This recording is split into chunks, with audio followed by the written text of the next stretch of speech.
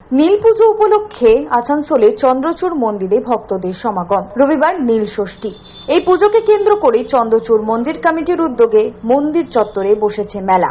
এই উৎসবকে কেন্দ্র করে মন্দির চত্বরে নেমেছে ভক্তদের ঢল। আজকে আমাদের এই চন্দ্রচূড়ের যেটা নীল গাজনের উপস্থিত বলা হয়, সেই মেলার আজকে মেন দিন।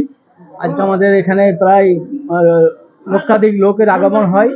এখানে আমাদের শিবপুকুর আছে, সেখানে স্নান করে এখানে সব দণ্ডি কাটে। তারপরে আমাদের যারা এখানে ভক্তা আছে প্রায় 250-300 মতো ভক্তা, তারা আমাদের সামনে পুকুর থেকে জল নিয়ে এসে উল্টো দিকে ঘটি, এটা খুব অলৌকিক ব্যাপার। উল্টো দিকে ঘটি নিয়ে জল এনে বাবার মাথায় ঢালে এবং দূর দূরান্ত থেকে অনেক দূর, শুধু পশ্চিমবঙ্গ না, এখানে মোটামুটি বিহার, ঝাড়খণ্ড আর বহু দূর থেকে, কলকাতা এই দিক থেকে অনেক লোক আছে, পুণ্যার্থী আছে।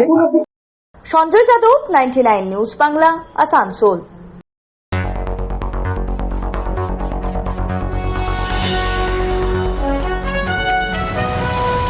আপনারা দেখছেন 99 নিউজ বাংলা। বদলাবো আমরা।